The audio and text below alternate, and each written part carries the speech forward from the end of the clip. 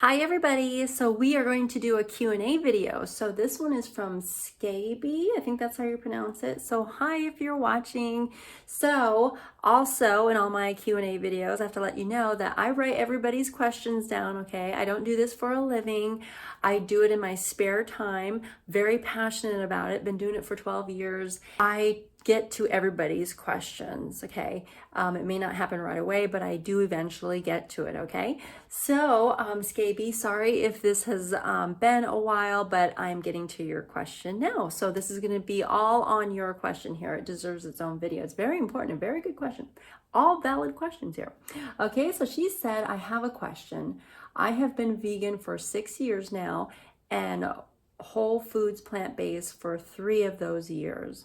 I have tried high raw and raw vegan, but I ended up gaining 30 pounds within 3 months eating only raw fruit and vegetables with small amounts of nut butters, nuts, and seeds. I was hungry all the time. I was eating fruit all day, never satisfied, and I actually became overweight, lethargic, and started having tooth pains. Since going back to my regular whole foods plant-based, tooth pain is gone and I'm not as ravenous. I could seriously sit and eat 10 bananas and still be super hungry. I was always thinking about food, still trying to lose all that weight I piled on. I've resulted back to calorie counting. When I was raw, I was eating about 2,300 calories a day, which is more than double what I eat now, and I felt like I was starving. Absolutely nothing against the raw lifestyle. I wish I could do it without gaining so much weight so fast. In my experience, it just hasn't worked for my body. I seem to not be able to eat over 1,800 without weight gain. I'm 5'7" woman and sedentary. Any advice? I love what you do, Miss Staci. God bless.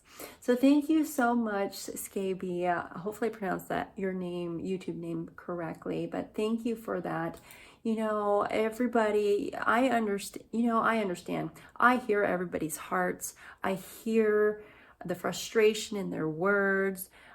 Even though I haven't met you in person, in the comments and everything, I can kind of tell who's true, genuine people and who are kind of the scammers and the ones who are just trying to mess with you and stuff.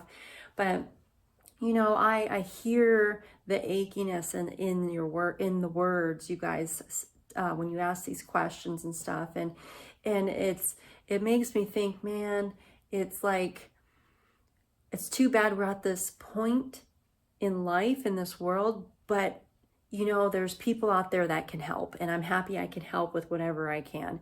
So to answer this question, I'm actually going to bring in Loren Lockman on this because we're going to go watch some of his videos here that'll help clear this up, hopefully. I can only give you what I think based off my own experience, kind of what I've learned and everything. And just to let you know, I'm not the health doctor, nutritionist, dietitian in any way, shape, or form. I don't claim to be and I don't want to be, but I definitely am passionate about it. And I am very seriously considering of being like a health coach or something to help people. I've been in it long enough. I feel like if I've taken some classes and everything on the plant-based health coaching, that I can actually do even more good for people. Number one, there are people out there who claim and say, and I believe them. I believe that is true, that they gain weight when they go raw vegan, and they talk about all the weight gain they've had, and then when they switch to something else, it kind of goes away and balances back out. So how do you explain that? So I will forward you guys over actually to Loren Lockman. I always do that because I love listening to Loren Lockman. He is very educational. There's tons of other plant-based doctors out there too. John Rose, Dr. Milton Mills, Dan the Man, Life Regenerator, John Kohler, Lou Corona, Dr. Douglas Graham, tons of them out there, Fully Raw Christina, you know, Jonny Juicer, tons of people out there that could probably help answer this question as well. But the first person that comes to my mind is Loren Lockman. I did recently watch a video kind of relating to this. So depending on where we're at in life, when you switch to eating more optimal, and especially raw vegan and even high raw vegan, we can't expect weight to just drop off. You know, for some people, the body reacts differently. But one video that we'll watch together, we'll watch snippets together here from Loren Lockman here soon. He talks about the old waste that's still in our body. Okay, so just because you start eating healthfully doesn't mean things are going to slim way, way down right away. When we eat healthy, we're eating more fiber and we're eating more water-rich foods, which is what our body needs. But depending on how long you are and how far you are along in life, and how much you have been eating animal products and cooked foods and processed foods, there are those foods, there's remnants of those foods that are still stuck inside your intestines, inside your body, hard waste. So you have to, in order to eliminate it, of course, we have to give our body rest, but we have to give it the right conditions so it can eliminate it. And a lot of ways of doing that is through water fasting, if you wanted a more efficient and quicker way of doing it. But another way is by eating optimally, which is raw vegan. In my opinion, is raw vegan, high raw, definitely vegan, plant-based, but whole raw fruits and vegetables where you have the water intact, because the water is important to keep things moving. Same with the fiber. So with the stuff, the old hard waste that's still inside, it stays stagnant in there, depending on what the body releases and what it still holds on to. So when we start eating more healthier, that old waste that's still in there starts getting rehydrated. And when we're eating, a lot of energy goes towards digesting. So the length of time before things get eliminated is much longer versus if you do water fasting, and I want to say controlled water fasting, supervised water fasting with the appropriate person and people, to make sure you're doing it and you're supervised so you don't do any harm. Now, does that mean water fasting is bad? No, because if we were in our natural environment, we would actually be forced to fast at times when you think about it. Look at the animals in nature. They're forced to fast at times too before their next meal. So it's not a bad thing.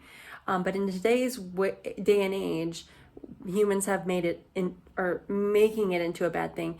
It can be if you're not doing it right, because in today's world, it's too easy to screw things up. It's too easy to screw things up, and people get scared on certain things. And you just need to do it supervised, so you know what your body's going through, and you know the process, and you know when to stop. And that you're around other people and the right people, so you're not doing it alone. But when we rehydrate that old waste, it acts as extra weight. And Loren, let's go ahead and watch the video, because Loren Lockman talks about it a lot better. So let's watch some of his video. Tatiana's asking why during the week of her feeding she's gained weight. Okay, and the question presupposes that losing weight would be what she'd want to do. So she'd like to lose more weight, but she's gained weight. Why would that happen? What do you guys think? Glycogen stores in the belly? Yeah, glycogen is not particularly heavy, but yeah. You're rehydrating all of those. Yeah, you're rehydrating old waste in the digestive tract. Is that what you're going to say? Well, yes. So she might have built a tiny amount of muscle in a week, but unless she's doing a lot of exercise, probably not that much.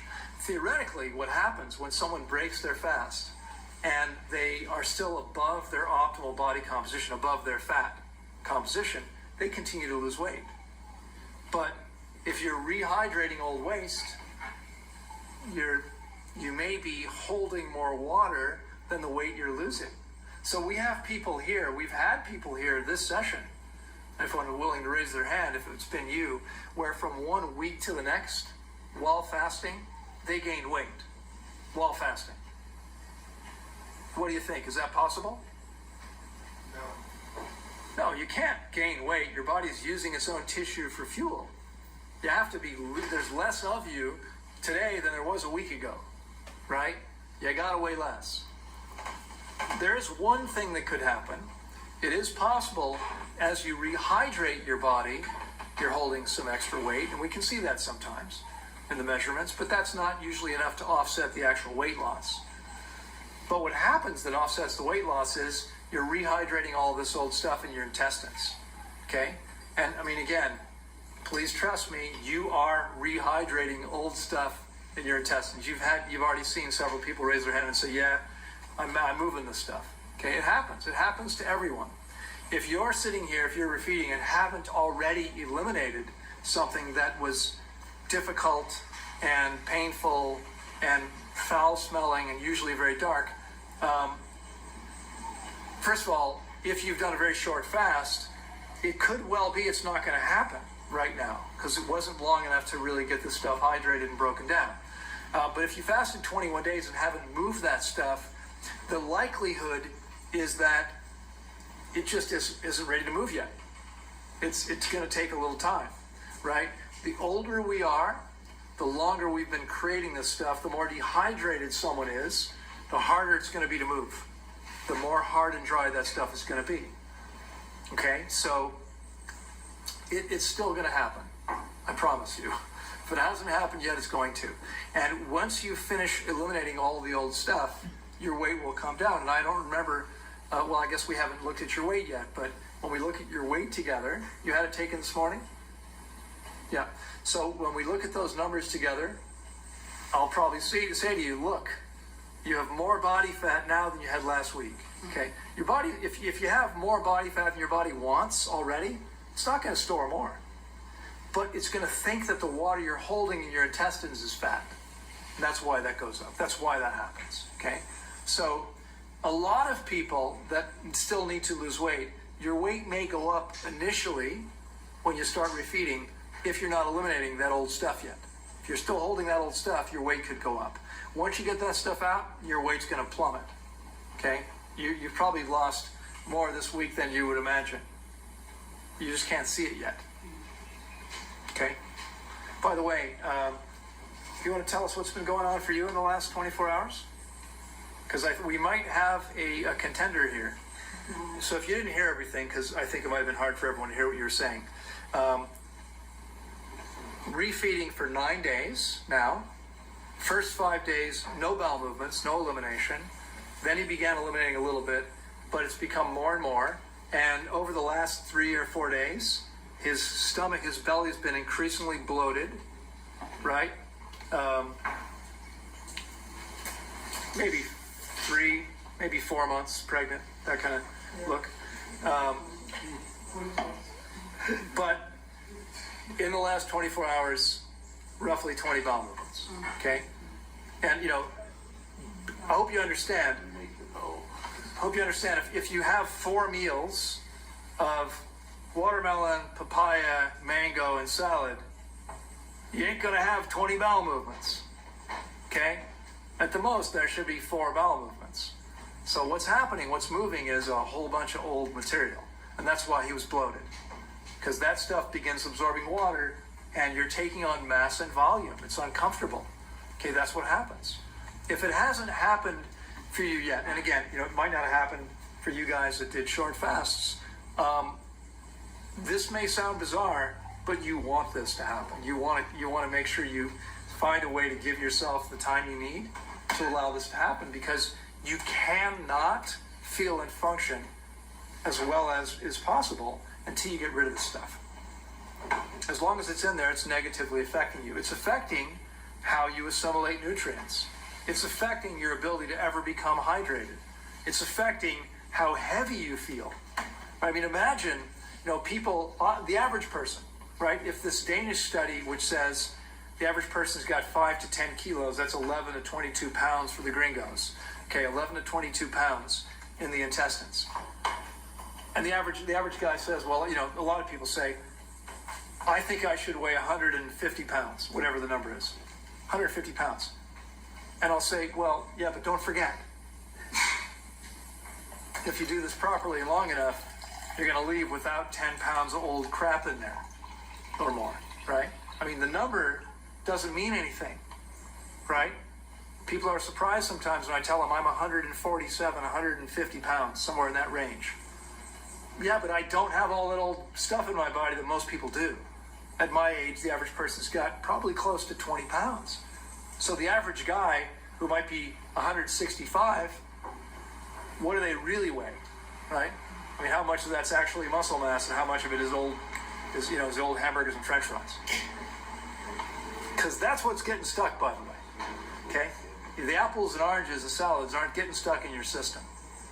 It's all that stuff that we never should eat in the first place because it didn't have fiber or enough water to move through your system efficiently. That's the stuff that gets stuck. Okay? Yeah. Also, one thing that helped, that was painful, was to keep drinking the water. Right. Thank you so much. So, you know, this is a constant challenge.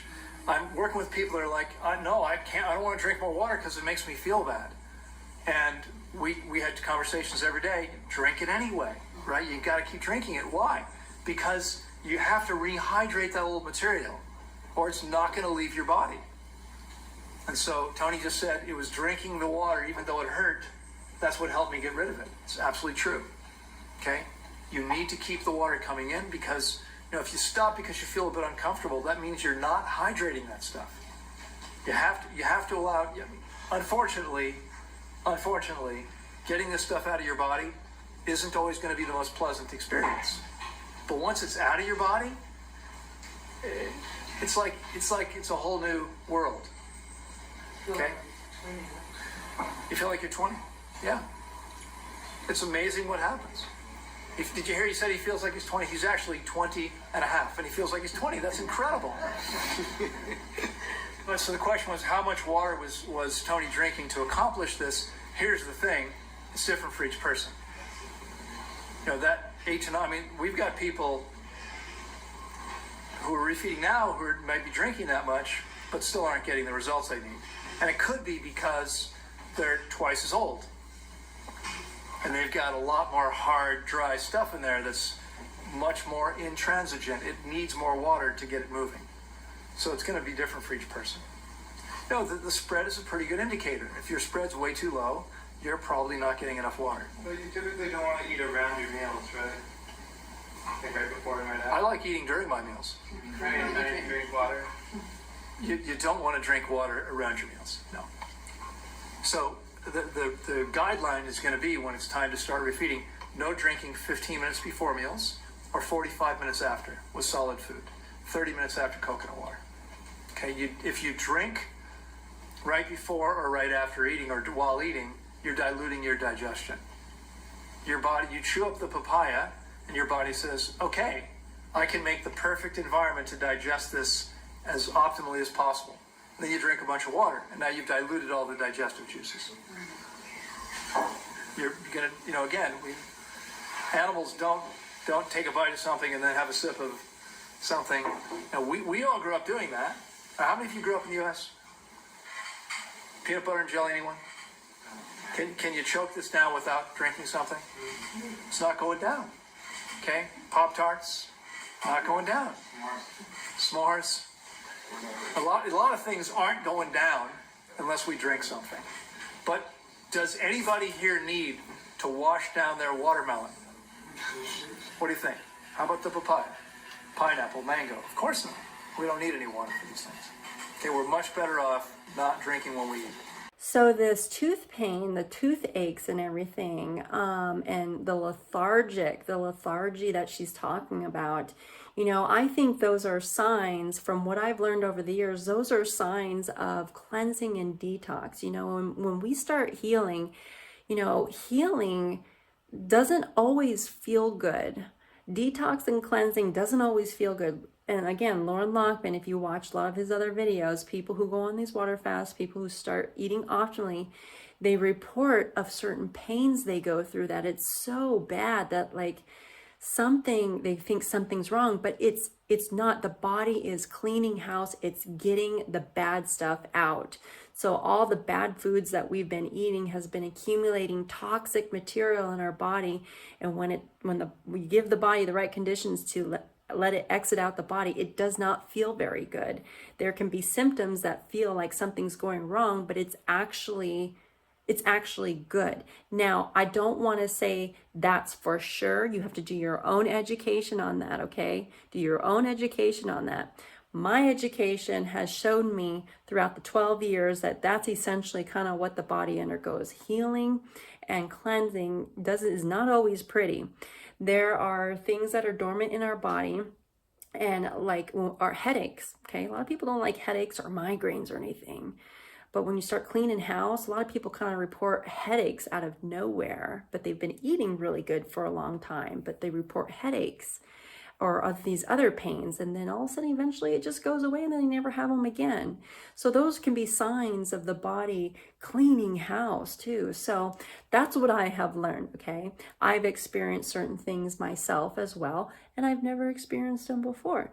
So, and after they've happened during my switch and transition, and I've never felt them before, and it's 12 years later. So it's very, very interesting. And I'm not saying it's completely gone. I'm just saying like, hey, I can kind of relate to certain things that like they're saying like that.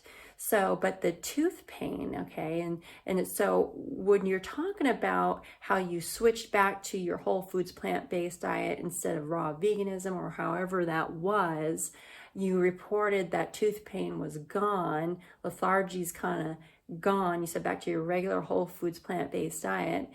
Right there, that's showing you that you've stopped the detox process. So forever how clean you were going, it sounds like you were doing pretty well, but you were running into the symptoms that weren't feeling very good. And so you wanted it to stop. So you went back to what you know to get it to stop. And it stopped because you stopped the healing process. So it sounds like you were taking the health steps, your body was going to the next phase of cleaning house, it sounds like.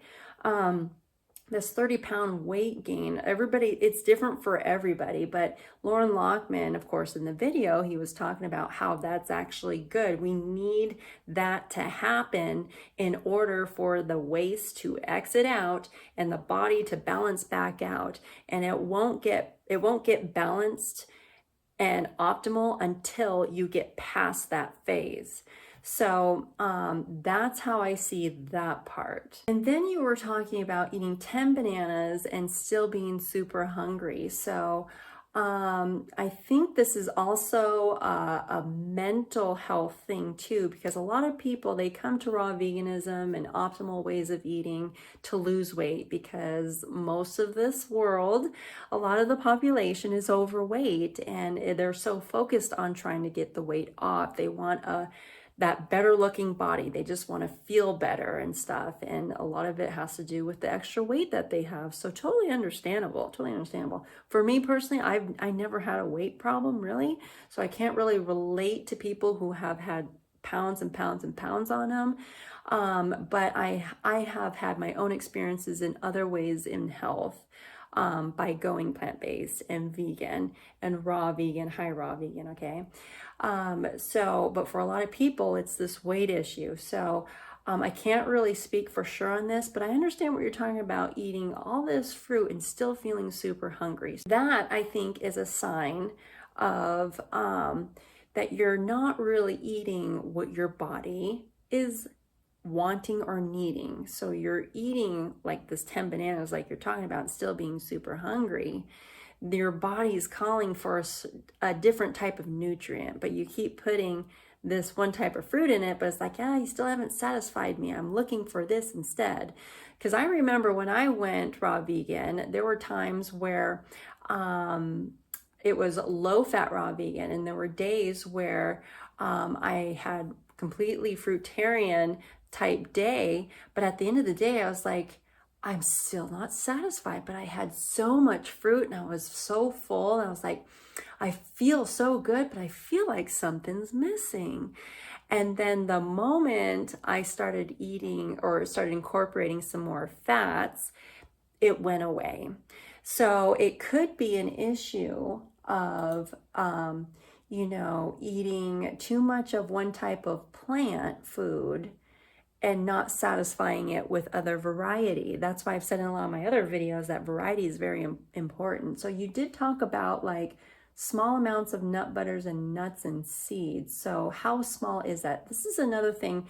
When people talk about what they're going through, you can't really assume things because you have to look at what they are actually doing. What they are actually doing from a day-to-day basis and how long. And then also external factors play a role as well. I mean, even though we're eating healthfully, we can feel good for no reason, but something externally could be affecting us and then can play a role in our appetite too. So what's happening externally in your life at these moments too? It doesn't play like a massive effect, but it does have an effect in that.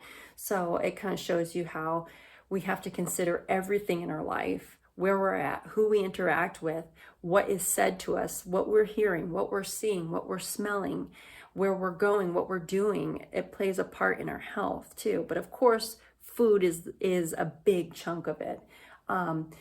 But so the calories, another thing is calorie counting. I have learned over time that don't count calories. That is absolutely, in a sense, a waste. And I'll bring you back to Loren Lockman again, and even these other John Rose. I think I've watched some of his videos, a long time ago, where they talk about, it is good to check how much calories you're eating, but like that's not something to focus on because the amount of calories that you need is going to be different from the next person and then the next person. Not everybody's going to require the same amount of calories. So like you said, you're sedentary. So your active lifestyle plays a part in that. Your sex, you're male or female. Your age, are you still growing in your teen years, or are you in your young adult years, middle-aged or elderly years? That affects about how much food and how many calories you need as well.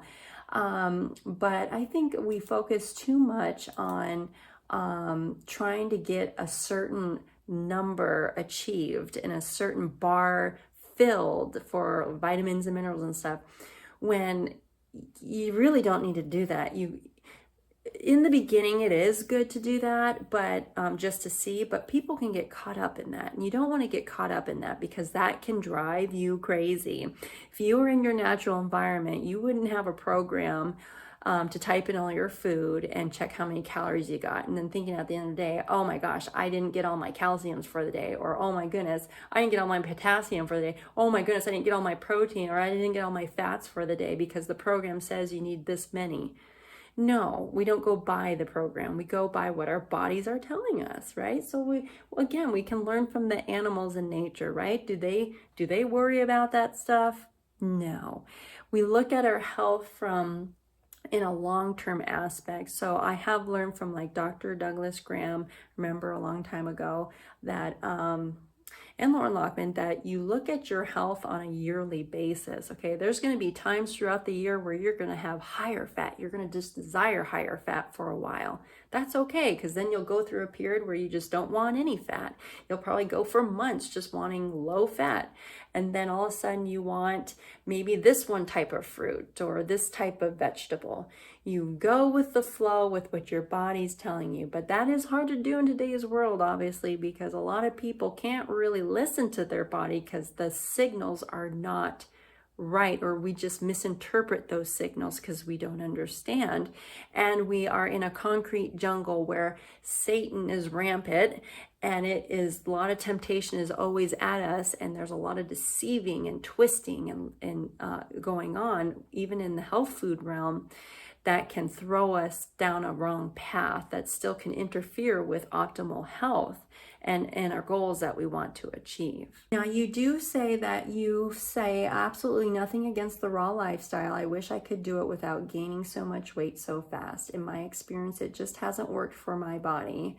So now that's one thing. A lot of people, when they start experiencing stuff like that, they say, oh, they really don't think raw veganism is for them, or this veganism is for them, or that's not for everybody. That right there is telling me that from what I've learned, that is a misinterpretation of their symptoms. And of course, totally understandable, especially when you've gone through it for a long time. It can be frustrating. It can be frustrating, especially when you don't have supervision or people to go to. You don't know what's going on. Totally get it. Totally get it. It's okay. But this is telling me that there needs to be some more education, some more guidance here. So to help get past this hurdle, because I notice a lot of people, when they encounter the hurdles and the roadblocks, they don't want to go through it, or they go through it for a little bit of time and they just can't do it anymore. And then they blame the diet and they blame the plant foods, when it's not that. It's just the fact of life, of the body having to go through what it needs to go through after being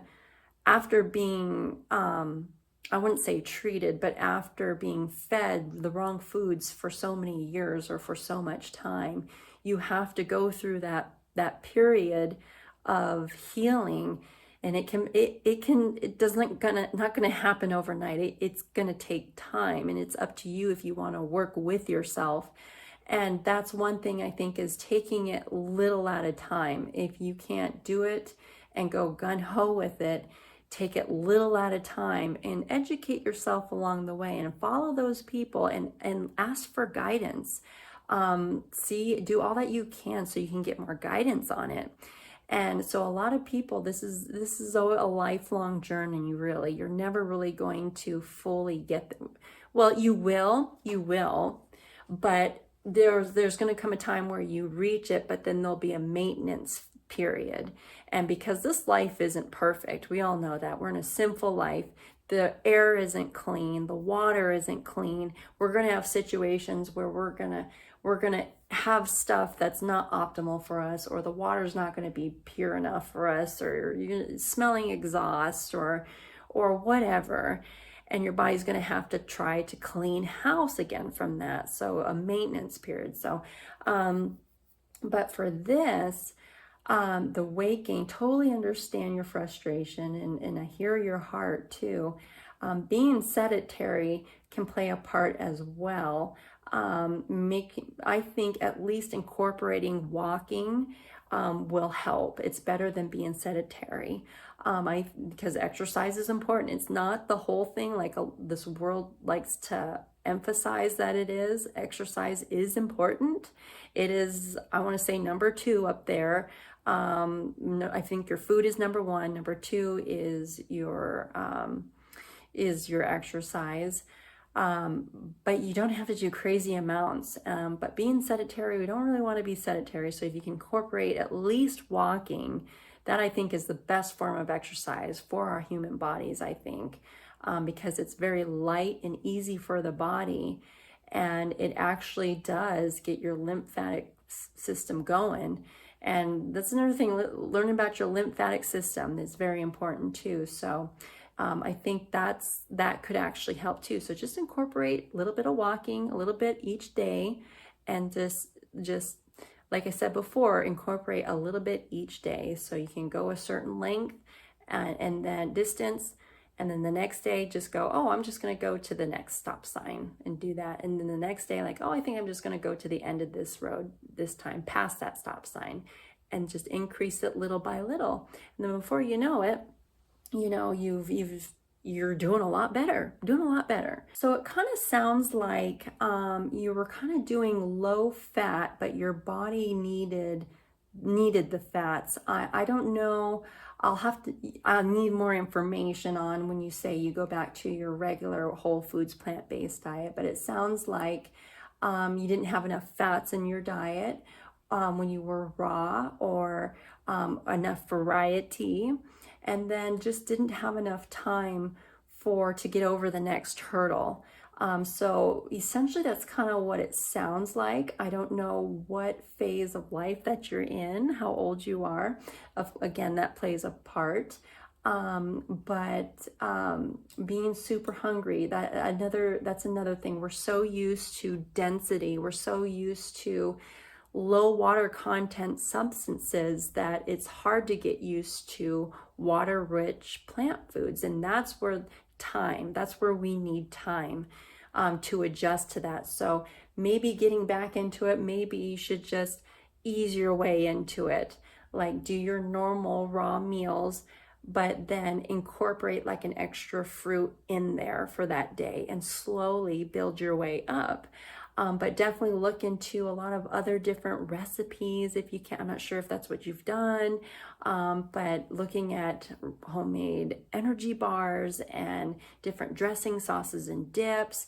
Have fun experimenting in the kitchen, and just know that eating raw is, I still believe after 12 years, it is the most optimal. I really do. And even though I'm not fully raw vegan anymore, I'm definitely vegan, high raw vegan, plant-based vegan for sure. I do incorporate some cooked food like beans and rice every now and then, and tofu, and maybe some energy bars from the store if I have a day where I'm just not prepared, or processed juice because I'm out and about and I just need something from time to time.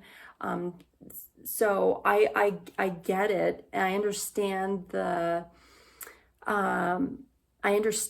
what you're saying, but I also believe when I see my own experience that fat plays a role, fat content plays a role, variety plays a role, and easing your way into it plays a role as well too. And but variety and fat content is a big one too, I think. Those are the two big ones. But in today's world, what do you do, right? What do you do when all you have is what you see at the store? Yes, you can do a lot of different varieties, but of different meals. But for raw veganism, yes, you can make it work. Yes, you can. But there's a lot of people where they feel like they just need more. And so they go to the beans and the rice and the grains and everything to kind of help supplement those exotic fruits we're kind of supposed to have that we don't have access to. And they're just kind of tired of what they kind of do have, and they just need to do something a little different. And unfortunately, that's a step down when you incorporate the beans and the rice. It is a step down, but it's still good for your body. It's still very, very healthy for your body, but it's not the most optimal, especially when you listen to these long-term raw vegans and doctors. Like, your body, it's pointed towards whole raw plant foods, heavy on those fruits.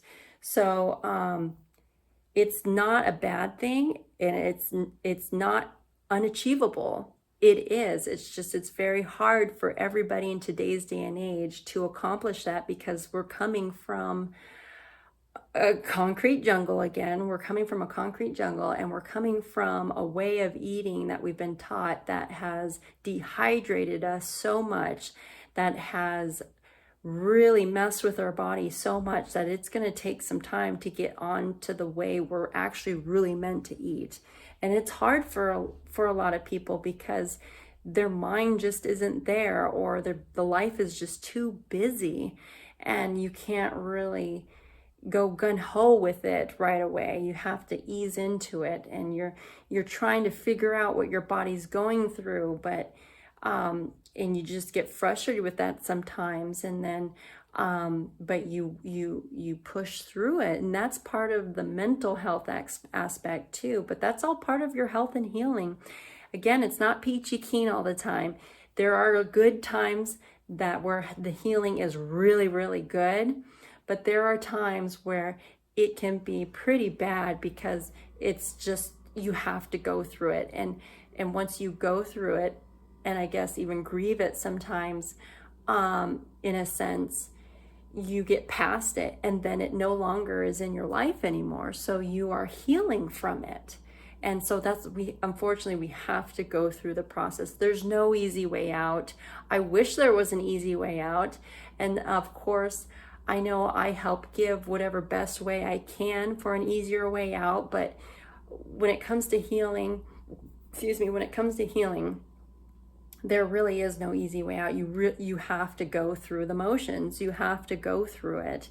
And there's no quick corners you can cut or anything. That's not how it works, unfortunately. But you don't have to do it alone. That's the thing. You don't have to do it alone. Don't do it alone. Make sure you stay close to those people and follow those people that inspire you and motivate you and are positive and kind and gentle and loving. So it keeps you motivated, it keeps you inspired, and keeps you going so you don't fall backwards. And even if you do fall backwards, be close to those people so they can help lift you up, so they can help keep you going, so they can help keep you, get you back on your feet and get you going, okay? So hopefully that helped. I think I addressed everything in there. But if not, let me know. And just know, you guys, if you have any comments or questions, feel free to obviously leave them in the comments below, and I will get to it as soon as possible that I can. Remember, love being raw, vegan, plant-based, whole foods, whatever floats your little boats. Just remember, take care of yourself. Take care of yourself the best that you know how. And like and subscribe if you so desire to do so. Just remember, I'm on other socials as well. The link to those websites are in the description down below if you are interested. Put a big old smile on your face today, you guys. I hope I did that for you. Have a fantastic day today. Hang in there. It is wonderful when you take care of yourself. It really is. Have a wonderful day today, you guys. Bye-bye.